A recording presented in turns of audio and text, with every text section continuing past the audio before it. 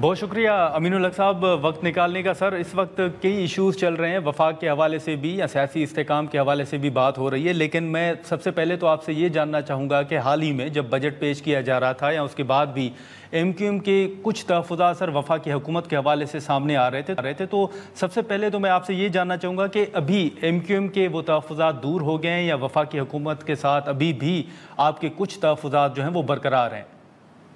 دیکھیں، M Q M Pakistan parliament کے اندر میرا خیال چوتھی بڑی پولیٹیکل پارٹی ہے اور حکومت اتحاد کی تیسری سب سے بڑی سیاسی پارٹی ہے۔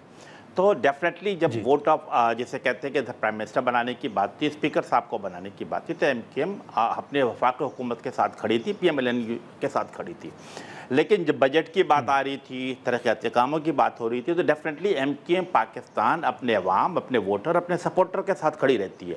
اور پچھلے 40 سال سے کامیابی کا تسلسل بھی یہی ہے کہ ایم کیو ایم اپنے عوام کے ساتھ کھڑی ہوتی ہے۔ جب میں سمجھتا ہوں کہ یہ جو بجٹ کی بات ہو رہی تھی، جون کا مہینہ تھا، تو ایم کیو ایم کے سرٹن ریزرویشن تھی۔ ریزرویشن کیا تھی کہ کراچی ڈیولپمنٹ پیکج کی بات کی تھی، اربن ڈیولپمنٹ پیکج کی بات کی۔ ہم نے کسی وزارت مشیر گورنرشپ کی بات نہیں کی، بلکہ کراچی کے عوام کے حقیقی ترجمانی کرتے ہوئے ہم نے ڈیولپمنٹ پیکج کی بات کی تھی۔ الحمدللہ ایم کیو ایم کے بات سنی گئی۔ جو پہلے 10 ارب روپے رکھا جا رہا تھا وہ بڑھا کے 15 ارب روپے کر دیے گئے۔ حیدرآباد کے لیے جو 5 ارب تھا وہ بڑھا کے 10 ارب روپے کر دیے گئے۔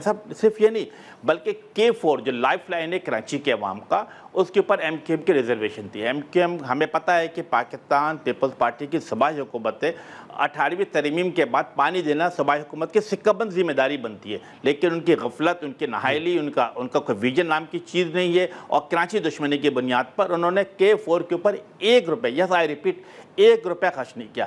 ایم کیو ایم کی کوششوں سے ہم نے صوبائی حکومت سے نکال کر وفاق کے پاس لے کے گئے۔ وہ 126 ارب روپے کا منصوبہ تھا، تقریباً almost if I am not wrong تقریباً 90 بلین روپے خرچ ہو چکے ہیں، 72% کام مکمل ہو چکا ہے۔ اس سال بجٹ میں اس میں 3.2 بلین روپے رکھے جا رہے تھے۔ ایم کیو ایم نے اعتراض کیا، احتجاج کیا کہ یہ 3.2 نہیں بلکہ اس کو بڑھایا جائے۔ آئی ایم گلیڈ کہ پرائم منسٹر نے ہماری بات سنی، وہ 3.2 بلین سے بڑھا کر 10 بلین کر دیا، اور ساتھ ساتھ ہمیں یقین دہانی بھی کرائیے کہ یس اس کے جتنے بھی خرچ آئیں گے اس سے زیادہ بھی تو وفاق حکومت اس کو بیئر کرے گی، اس کو برداشت کرے گی، اور K4 کو ہر سطح مکمل کرے گی۔ تو یہ چھوٹی چھوٹی چیزیں تھیں۔ اسی طریقے سے میں سمجھتا ہوں کہ وہ جو صورتحال PWD ختم کرنے کے بعد جو صورتحال پیدا ہوئی تھی، اس پہ بھی وفاق حکومت ایم کیو ایم کے ساتھ کھڑی ہوئی۔ اب PIDCL بنا دی گئی ہے، PIDCL ایکٹیو ہو چکی ہے، اس کے ذریعے میرا خیال ہے کہ پورے پاکستان میں کام شروع ہو چکا، اور یقیناً میں سمجھتا ہوں شہری سطح میں اسی کے ذریعے کام کیا جائے گا۔ امین الحق صاحب، یہ جو آپ نے کراچی کے منصوبوں کے حوالے سے بات کی، یہ آپ کے مطالبے پہ ہوا ہے یا پیپلز پارٹی کے مطالبے پہ؟ کیونکہ بلاول صاحب اور وزیر اعلیٰ صاحب بھی تو انہوں نے بھی متعدد ملاقاتیں کی تھیں وزیر اعظم صاحب کے ساتھ، اور انہوں نے کہا تھا کہ وہ مزید منصوبے اور رقم جو ہے وہ منظور کروانے میں کامیاب ہوئے ہیں سندھ کے لیے۔ بہت خوبصورت بات کی۔ میں سمجھتا ہوں کہ پورے سندھ کے عوام کو، بالخصوص شہری سندھ کے عوام کو پتہ لگنا چاہیے۔ پاکستان پیپلز پارٹی نے جو ڈیمانڈ کی تھی اس میں K4 کے لیے کوئی ڈیمانڈ نہیں تھی۔ Yes, it was only M Q M Pakistan جس نے K4 کے منصوبے کی بات کی۔ دوسری بات، جو پیپلز پارٹی نے کیا بات کی کہ بے نظیر انکم سپورٹ میں پیسے بڑھائے جائے، ان کے بعد وفاق حکومت نے مان لی، لیکن کراچی اور حیدرآباد ڈیولپمنٹ کی کوئی بات نہیں کہ again it was only M Q M, جس کی کوششوں سے 15 ارب روپے کراچی کے لیے اور 10 ارب روپے حیدرآباد کے لیے رکھا گیا۔ تو یہ تمام کوششیں جو ہے، مطلب اب تو یہ جسے کہتے ہیں کہ تمام لوگوں کو پتہ لگ چکا ہے، اور پچھلے 40 سال سے تسلسل چلا آ رہا ہے کہ پیپلز پارٹی سے اندرون سندھ میں کامیابی حاصل کرتی ہے، اور ایم کیو ایم پاکستان شہری سندھ پہ، چاہے وہ کراچی ہو، حیدرآباد میں، میر پرخاص میں کامیابی حاصل کرتی چلی جا رہی ہے۔ جو ہم تو یہ سمجھتے تھے کہ شاید پیپلز پارٹی وفاق کی پارٹی ہے تو شاید وہ کراچی کے لیے بھی ڈیولپمنٹ مانگے گی، حیدرآباد کے لیے بھی مانگے گی، لیکن result 0 multiply by 0۔ It was only M Q M جس نے شہر کی بات کی، جس نے کراچی کی بات کی، جس نے حیدرآباد کی بات کی، اور اس کے ڈیولپمنٹ پیکج کے لیے چیزیں حاصل کی۔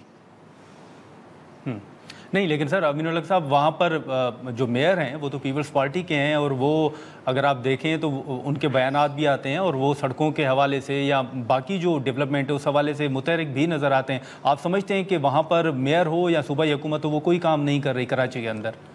دیکھیں نادر، पिछले 2 साल से ऊपर हो चुका है एज ए मेयर के तौर पे मौजूद है, और उससे पहले 1.5 साल तक लगभग वो एडमिनिस्ट्रेटर के तौर पे काम किए थे। टोटल मिला के 4.5 साल मुर्तज़ा वहाब को हो चुका है कराची पे हुक्मरानी करते हुए। लेकिन जब बारिश होती है तो हम क्या देखते हैं, क्या सूरत हाल होती है, पूरा शहर डूबने लगता है। कराची का इंफ्रास्ट्रक्चर तबाही और आबादी के दहाने पे पहुंच चुका है। लोग चांद पे जा रहे हैं, कराची के बच्चे जो गटर में डूब के मर रहे हैं। पीने के पानी अवेलेबल नहीं है, रोडों का निज़ाम ख़त्म हो चुका है। इसी तरीके से बसों के हवाले से, ट्रांसपोर्टेशन के हवाले से कोई चीज़ मौजूद नहीं है। तो हाँ, मतलब आज 21वीं सदी में रहकर नादिर, आप जब कराची आएंगे तो आपको चिंची रिक्शा नज़र आता है।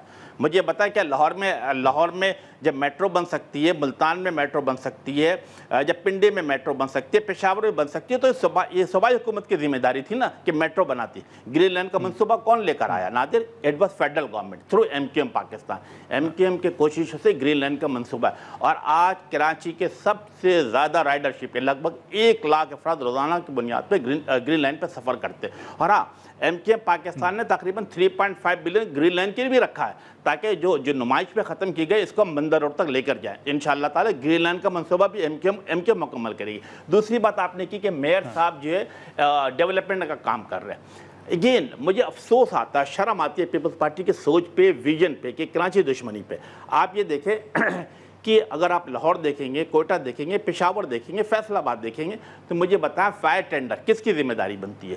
सूबाई हुकूमत की जिम्मेदारी बनती है ना, कि फायर टेंडर खरीदे, लोगों को अगर खुदा ना खाते क्राइसिस आती है, आग लगती है, तो वो तमाम चीज़ें करें। लेकिन अमीनुल हक साहब, माजरत आपकी बात काट रहा हूँ, लेकिन वो जो सिंध हुकूमत के तर्जमान है वो तो ये सारा मलबा MQM के ऊपर डालते हैं कि वहाँ पर तो कराची तो रहा ही MQM के पास है, और ये जो खराबियाँ ये इसके जिम्मेदार आप हैं।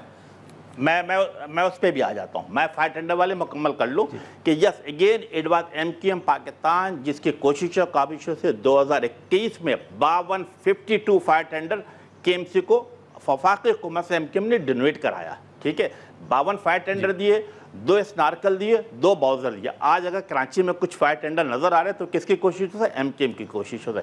जब तर्जुमान साहब का बयान आते हैं, इन्होंने एक नहीं 12 तर्जुमान रखे, और हमें बड़ा मजा आता है। हमारा एक बयान जाता है, पीपल्स पार्टी की तरफ से 12 बयान आते हैं। तो जो लोग नहीं भी हमारा बयान पढ़ते हैं, हमें खुशी होती है कि वो बयान वो हमारा पढ़ लेते हैं, तो लोगों को समझ में आ रहा होता है।